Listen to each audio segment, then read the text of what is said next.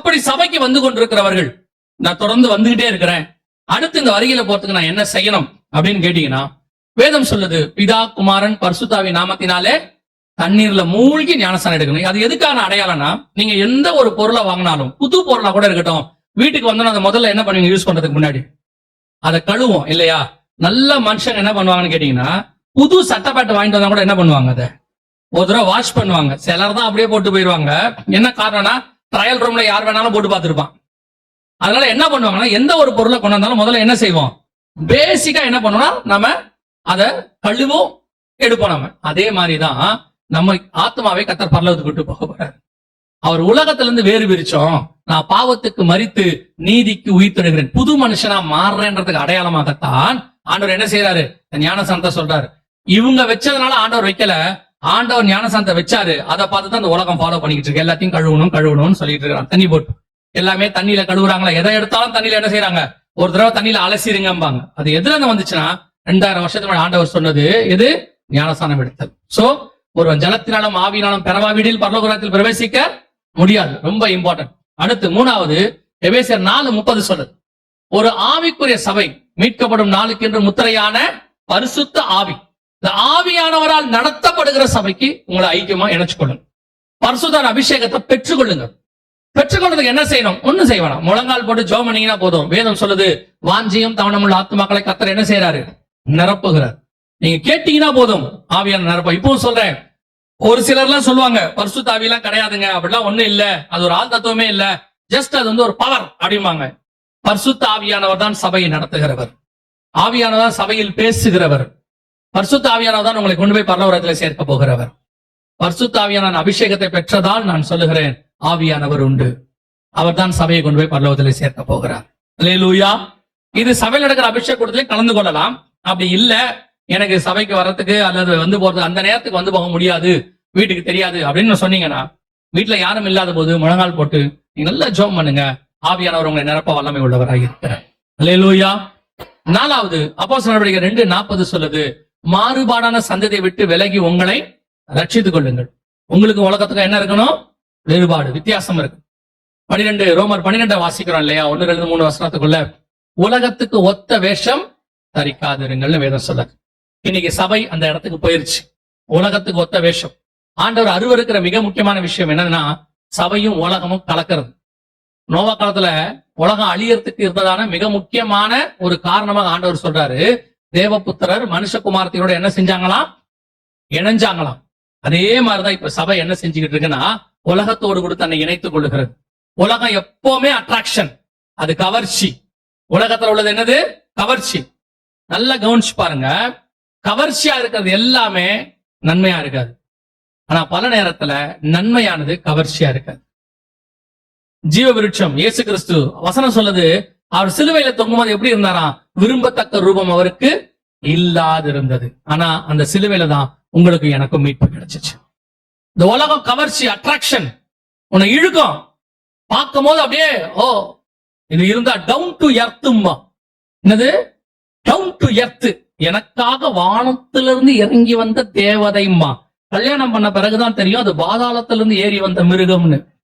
அது வரைக்கும் அவனுக்கு தெரியாது. அவன் நினைச்சுப்பான் அது வானத்திலிருந்து இறங்கி வந்த தேவதைன்னு. அதுக்கப்புறம் தான் இந்த விஷயமே தெரியும். ஆனா ஒண்ணு, அப்படி பண்றவங்களாம் ரட்சிக்கப்பட்டுறான். அடிக்கிற அடியில நம்ம சொன்னா கேட்க மாட்டான்ல, ஆண்டவர் அதுக்கப்புறம் யாரையா புடிச்சு கொடுக்குறாரு. இந்த மாதிரி உலகத்துக்கு ஒத்த வேஷம் தரிக்காதருங்க. ரொம்ப கேர்ஃபுல்லா இருங்க. அதுவும் இந்த காலத்துல சபைக்குள்ள உலகத்தை கொண்டு வராதீங்க. அங்க ஆடுற ஆட்டம், அங்க பாடுற பாட்டம், அவன் குதிக்கிற குதி. நீங்க பாடுறீங்களா பாடுங்க, ஆவியில நிரம்பி பாடுறீங்களா பாடுங்க. ஆனா சினிமாக்காரன் பாடுற மாதிரி பாடாதீங்க. நீங்க ட்ரெஸ் பண்ணுங்க. வசனம் சொல்லுது, எல்லாவற்றையும் அனுபவிக்க எனக்கு அதிகாரம் உண்டு, ஆனால் எல்லாமும் எனக்கு தகுதியா இருக்காது. யோசிச்சு பாருங்க, இவரு இங்கிலாந்துக்கு கிங் இருக்கிறாரு, சார்லஸ் இருக்கிறாரு. அவரு ஜனாதிபதியா ட்ரம்ப பார்க்க வரும்போது அவர் ஷார்ட்ஸ் அண்ட் டி ஷர்ட் போட்டா எவனா கேட்க போறானா? அவரை ஏதாவது கேட்பானா? ஆனால் அது தகுதியாக இருக்காது. ஒரு ராஜாவை பார்க்க போறோம், அங்க ஒரு பிரசிடென்ட் இருக்கிறாரு. அப்ப நம்ம ஒரு புரோட்டோகால் இதுதான் அப்படின்னு ஒரு இருக்குல்ல. இப்ப நீங்க ஸ்கூலுக்கு போறீங்க, உங்களுக்கு ஆசை தான் இல்லையா? நீங்க சர்ச்சுக்கே வாங்க, உங்களுக்கே பாருங்க, ஷார்ட்ஸ் அண்ட் டி ஷர்ட்டோட வரது உங்களுக்கு வசதியா இல்லையா?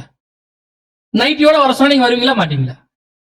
ஆமா தானே? கடை கிடைக்கலாம் அங்கேயே போயிடுறீங்க. ஒரு டவலை மேல போட்டு நீங்க பாருங்க, கொஞ்சம் ஏமாந்தா சர்ச்சுக்கு வந்துருவீங்க. நீங்க நாங்க விடுறது இல்ல. சகோதரர்கள்லாம் கொஞ்சம் ஏமாந்து அவன் டிஷர்ட்டும் ஸ்லீவ்லெஸ் பனியனும் போட்டு ஹாய் பாஸ்டர்ன்றான் வந்து உள்ளுக்குள்ள. சரியா? அடுத்து நடந்துரும், அதுவும் நடக்கும். அது தகுதியா இருக்குமா? தகுதியா இருக்காது. பரலோகத்துல அந்த கேருபீன்கள், ஏசாயா புஸ்தகம் சொல்லுது, கேருபீன்கள் என்ன செய்தான், 2 சட்டைகளால் முகத்தை மூடி, 2 சட்டைகளால் கால்களை மூடி, 2 சட்டைகளால் பறந்து பரிசுத்தர் பரிசுத்தர் பரிசுத்தர். பரலோகத்துல இருக்கிற தூதனே அவ்வளவு அடக்க ஒடுக்கமா இருக்கிறான். இங்க எப்படி வேணாலும் வரலாம், என்ன வேணாலும் செய்யலாம், கேட்க கூடாது. ஏன்? கடைசி காலம், தேவபுத்திரர் மனுஷகுமாரத்திகள் இணையிறது, அது அட்ராக்டா இருக்கு. என்னங்க தப்பு? அப்படி ஒரு சட்டை போட்டா என்ன கத்தர் கோச்சிப்பாரா? கணம்னு ஒண்ணு இருக்குல்ல. ஏன் உன் பையனை நீ அனுப்பிவிட ஸ்கூலுக்கு யூனிஃபார்ம் அதுக்கு பதிலா வெறும் உங்க பையனை 4வது படிக்கிற பையனுக்கு பனியனும் ஜட்டியும் போட்டு அனுப்பி விடுங்களேன்.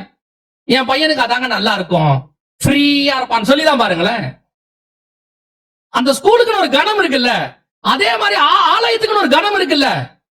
நீங்க போய் பாருங்க, ஒரு சட்டசபைக்கு போகணும்னா அதுக்கு ஒரு கணம், அதுக்கு ஒரு ட்ரெஸ் இருக்கு, அதுக்குன்னு ஒரு ஒழுக்கம் இருக்கு. ராணுவத்தில் இருக்குன்னா அதுக்கு ஒரு ஒழுக்கம் இருக்கு.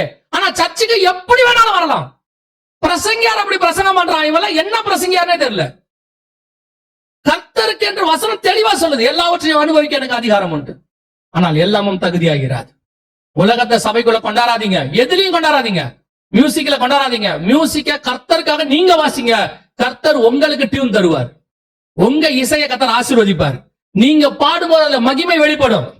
சினிமாக்காரன் பாடுற மாதிரி பாடாதீங்க, அதை உள்ள கொண்டாடாதீங்க. அது கேட்கறதுக்கு நல்லா இருக்கு, அது கேட்கறதுக்கு நல்லா இருக்கும், ஆனா ஆவியோடு உண்மையோடு இருக்காது. ஒருவேளை இங்க நீ பாடுறது கொஞ்சம் அவனோட குறைவாவே இருக்கும், ஆனா கர்த்தர் உன் அபிஷேகத்துல நிரப்பி இருப்பார். நல்லா பாடணுங்கிறது முக்கியமே இல்ல, ஆவியோடு உண்மையோடு பாடணும், அதான் முக்கியம். கர்த்தர் என்னைக்காவது நம்ம குரலை பார்த்து குறை சொல்லி இருக்கிறாரா? நான் எப்பவும் சொல்லுவேன், இந்த ஆண்டவர் நான் பாடுறதை பொறுத்துக்கிறாருன்னா எவன் பாடுறதையும் பொறுத்துப்பாரு. நான் பாடுறதே கர்த்தர் பொறுத்துக்கிறாரு. கர்த்தர் என்னைக்காவது நம்மளை குறை சொல்லி இருக்கிறாரா? அந்த ஒரு தகப்பன் மட்டும்தான் நம்ம சுதியோட பாடுறோமா, லயத்தோட பாடுறோமா, இல்ல பீட்டோட பாடுறோமா, எதையுமே கவலைப்பட மாட்டாரு. இருதயம் உண்மையா பாடுறோமான்னு மட்டும்தான் கவலைப்படுது. அல்லேலூயா. நேரம் ஆட்கள்லாம் முன்னாடி உட்காந்து பாடிக்கிட்டு இருப்பாங்க, வொர்ஷிப் நடத்துறவருக்கு கஷ்டமா இருக்கும், சம்பந்தமே இல்லாம கை தட்டிட்டு இருப்பாங்க. இவருக்கு பாடவே வராது, திரும்பி திரும்பி பாப்பாரு, அவங்க பாடவே மாட்டாங்க, கண்ணு மூடிட்டே இருப்பாங்க. இவங்களுக்கு வராது, ஆனா தேவன் ரசிச்சுக்கிட்டே உட்காந்துருப்பாரு. ஏன்னா அவன் உண்மையா பாடிட்டு இருக்கான், என்கிட்ட உட்காந்துட்டு, அவன் இருதயம் என் கூட இருக்கு, அதுதான் கர்த்தர் விரும்புகிறார். நீங்க அழகா இருக்க வேணாம்னு சொல்லல, உடனே நீங்க இப்படி நினைச்சிடாதீங்க, இவர் இதெல்லாம் அதெல்லாம் சொல்லல. தகுதியா இருக்கணும், அதான் முக்கியம். நீட்னஸ், கர்த்தர் விரும்புகிறதுன்னு ஒண்ணு இருக்கு, அது இருக்கணும். 5வது, சுவிசேஷம் அறிவித்தல் உங்கள் மேல் விழுந்த கடமை. நீங்கள் பரலோகத்துக்கு போகும்போது உங்களோட கூட எதுவும் வராதுன்னு உங்க எல்லாருக்கும் நல்லாவே தெரியும். அது மரணம் வந்தாலும் வராது, வருகை வந்தாலும் வராது. பெட்டியில வச்சாலும் எல்லாத்தையும் புடுங்கிட்டு தான் விட போறான், எல்லாத்தையும் எடுத்துருவான். அவன் தானே கன்ஃபார்மா எடுத்துருவான். நீங்க போட்டுக்கிற மோதிரத்தை கூட எடுத்துருவான். வரலன்னா சோப்பு கீப்பு போட்டு எடுத்து அழுதுகிட்டே உருவிடுவான். ஐயோ அப்பாவுக்கு அதெல்லாம் பிடிக்காது, ரொம்ப சிம்பிள் அப்படின்ட்டு எடுத்துருவான். அவர் சொன்னார் அவங்களுக்கு எந்திரிச்சு சொல்லல தானே, ஆனா எதையும் கொடுக்க மாட்டான், எல்லாத்தையும் போட்டு அனுப்பிச்சு விட்டுருவான். அப்ப உங்களுக்கு நல்லா தெரியும். ஆனா ஒன்னே ஒண்ணு உங்களோட கூட வரும் பரலோகத்துக்கு, நீங்க சம்பாதிக்கிற ஆத்மா கண்டிப்பாய் பரலோகத்துக்கு வரும். அதுதான் அங்கே உங்களுக்கு சொத்து.